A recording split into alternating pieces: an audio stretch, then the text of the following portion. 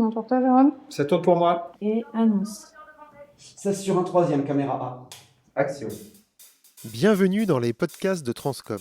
Avec Jérôme Gallioz, Et Julien Pichard, nous sommes réalisateurs mais aussi producteurs et on vous parle de ce qu'on filme de ce qu'on vit. et de ce qu'on retient.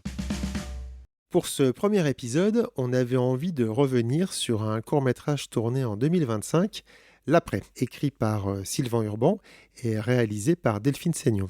Tout à fait. Sylvain, on le connaît bien. Il est comédien, scénariste et il avait déjà tourné avec nous sur La vie rêvée de David L. Je crois que tu as co-réalisé, Julien. Et oui, avec l'incroyable Paul Lé. Et aussi dans On s'est fait doubler de Nicolas Ramad, une comédie fantastique. Ce projet nous parlait avec les thèmes du travail, de l'artisanat, de la réinsertion. Et d'ailleurs, c'est le premier film social que nous produisons, enfin en fiction. Et puis, il y avait aussi autre chose de plus personnel quand même. Jérôme, tu fais ton pain depuis longtemps, non ? Oui, j'aime bien, c'est mon moment de méditation.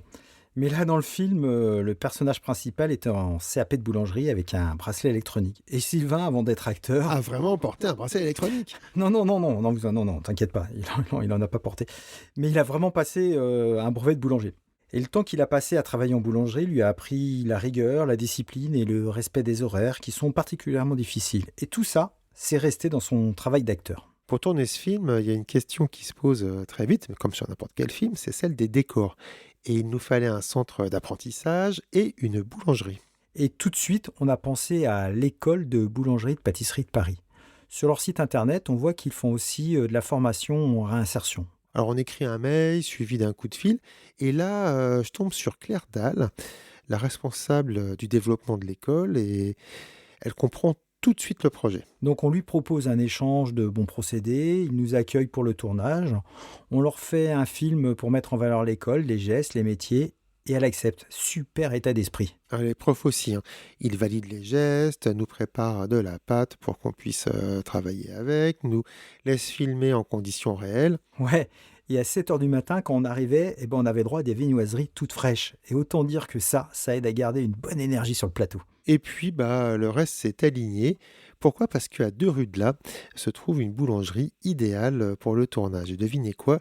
Elle est tenue par un ancien prof de l'école. Il nous ouvre très gentiment ses portes et c'est un peu ça aussi la magie d'un tournage. Mais cette magie, elle vient pas de nulle part.